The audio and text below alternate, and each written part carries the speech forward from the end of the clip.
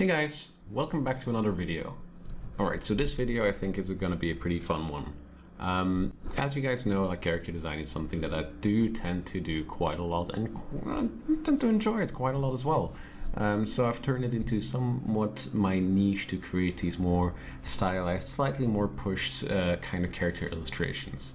This one in particular, why is this one fun for me personally? Well, this one is based on my D&D campaign. So once again, you've seen a couple videos already on some characters from my D&D campaign, like my own character. But this character specifically was an interaction we had and was kind of creepy, very cool event, and it's just fun to see how those moments of inspiration can come at random times. And a game like D&D, for example, is a great source of inspiration. I don't know if you guys have drawn any characters from your campaign or if you play D&D at all. But it's so much fun to just kind of have your DM describe a character to you, and you immediately feel like, yes, I do want to draw this. This is resonating with me. I'm getting ideas, and I immediately wanted to sketch them down. And that's what I did for this character in particular, this Green Hag. So the inspiration hit immediately, and I went to work, and I did want to turn it into a little bit of an exercise for myself. As you guys know, I'm an educator as well as a concept artist, which means that I'm continuously looking for new ways to approach something. So in this case, I wanted to use this as a demonstration to show how you can use different methods for thumbnailing. So the first method of thumbnailing was using just a simple hard-round brush where I'd sort of sketch in the silhouette in general to get the main shapes, and then afterwards I just go back in and define the features.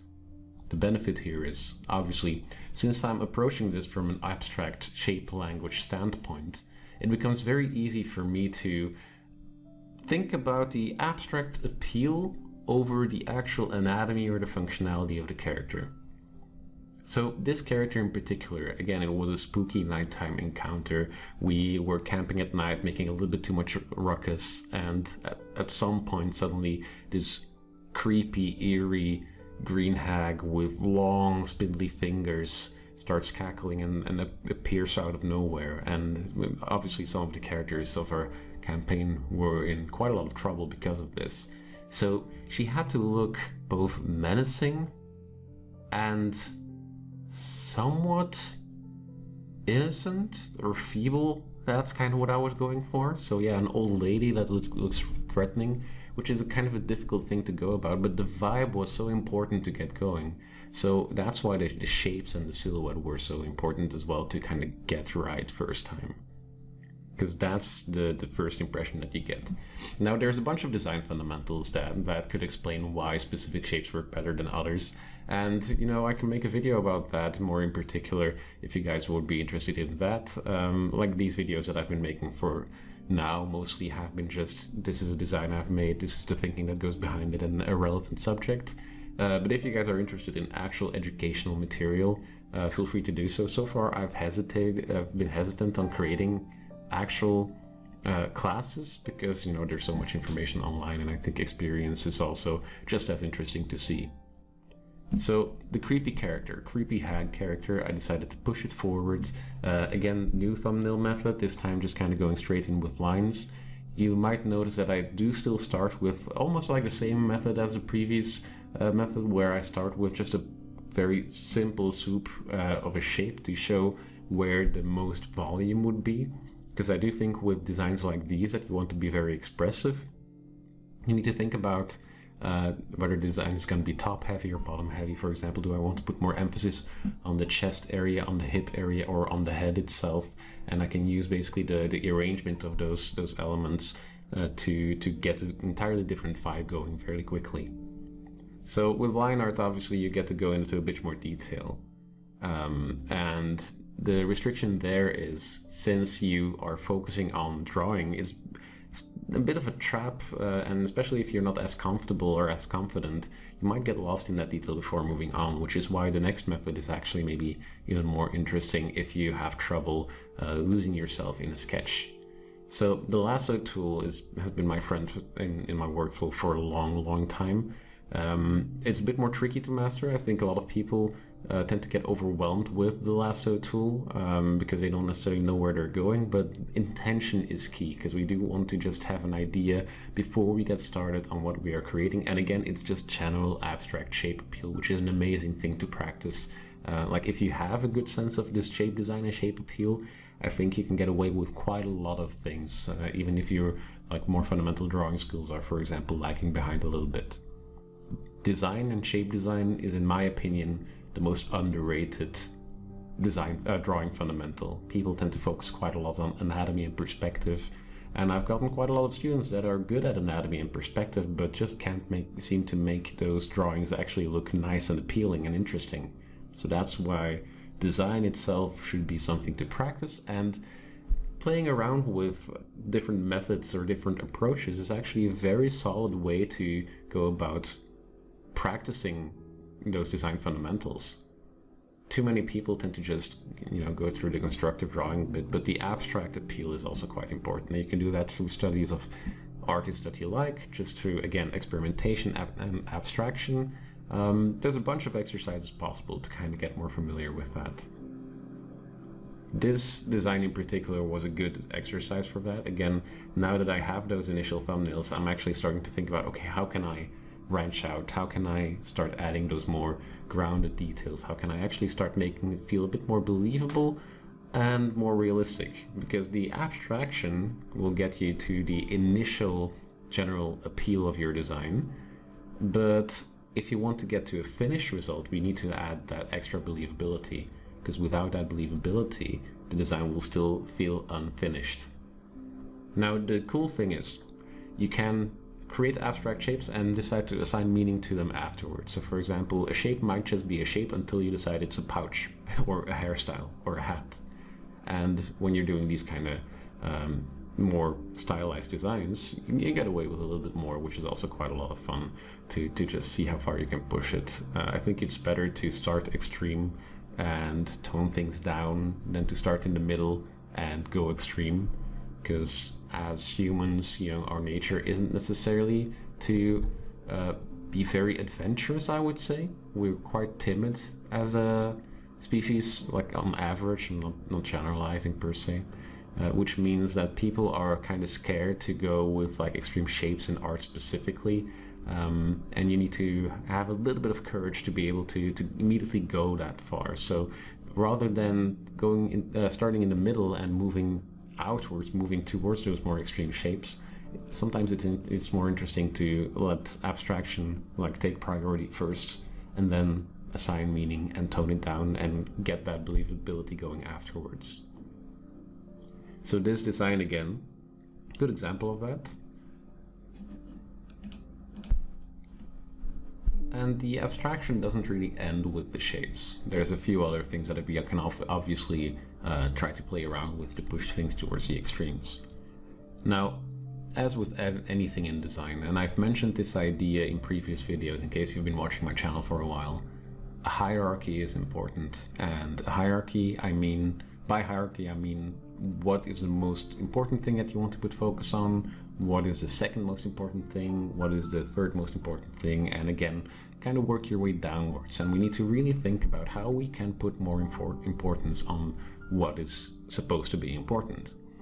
And if you think about it, there's really only one thing that matters, and that is contrast. Contrast meaning the difference between two things, right? Like you have something tall versus something short, something big versus something small, for something loud versus something quiet, something complicated versus something simple, and so on.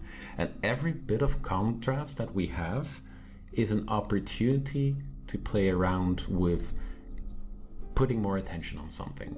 And basically the way I see it is, if my face is supposed to be the most interesting bit, that's where I want to have the most separate levels of contrast. So color-wise, for example, the face should have the most variety of color, or the most variety of value, the most variety of saturation. Complexity-wise, it should have the most variety of complexity versus simplicity. It should have the most variety in textures, the most variety in anything. So we want to maximize the amount of contrast that we have around that focal point. And as we work our way down the design, that contrast should diminish. So for example, around the necklace area, that's still important to the storytelling, so we have a lot of contrasting detail there, some contrasting color, but less contrast in saturation perhaps, and so on and so on. And then once we get towards the rest of the outfit, it is just contrasting colors, but it diminishes as we go further and further away from that focal point. And it's a really simple idea, but it starts becoming very complicated when you think about all the different parameters that we need to keep in mind to actually add that contrast to our designs. It's a lot of fun to mess around with, but takes some experimentation again. And yes, you might have noticed, like, experimentation is something I do definitely recommend to anyone. This design in particular went really well. I had a lot of fun with sort of pushing storytelling elements and figuring out, okay, how can I actually push the detail in certain areas a little bit further? So for example, the bark hat, for lack of a better definition of whatever she's wearing on her head. I wanted that to be quite interesting when it came to the shapes and sort of the textures and the intricacies of the wood kind of carving in between. And the skulls kind of braided in the hair. I think that's also one of the more fun bits that I wanted to really emphasize. So there's a lot of complexity in those braids, kind of leading the eye towards those skull areas. And as you can see, it sort of loops around towards that necklace, and that entire central area of the character, that's definitely where your eye tends to remain. Now that doesn't mean there aren't any other interesting points. The other ones I've just sort of intentionally hidden away a little bit. Like for example, she's wearing some things on her wrists. You might have noticed, you might not have noticed. If you didn't notice it straight away, but you did notice it eventually, that means I've done my job well. That means that you didn't get distracted by it, but you did pick up on it. And that wristband has some trinkets hanging on them. And what they might be, that's up to your imagination to kind of fill in the gaps. Like for example, you can see there's a key there, so maybe that's a key to her hut, maybe that's a key to a chest of her possessions. That's completely up to you to interpret that. I think that's the fun thing about these kind of designs. You don't want to give the answer, you want to get the viewer to think about the answer. So providing enough information to start to get the gears going will suffice for when it comes to adding storytelling to a character. You don't have to define everything, you need to hint at things, and that's just a fun experiment to see what I can put in there. Again, that wouldn't be too distracting, but it would still be an interesting addition. So, aside from that, not too much to this character. It's mainly the sort of grotesque proportions that do a lot of the heavy lifting. There's a few sort of storytelling elements, a few decorative bits that are still also important. But most of it I've actually kept kind of barren, and that's once again intentional, so that the focus will remain on the facial area and on those trinkets. I think overcrowding a design is something that's very dangerous, and a lot of people tend to accidentally get to as an end result. So you don't want to overcrowd it. We want to keep it again interesting in the areas that we want the viewer to look, and that's that sense of control and that sense of hierarchy that we really want to work towards. And a lot of people tend to overwork so that it becomes distracting. You know, it's kind of like when you're doing traditional painting.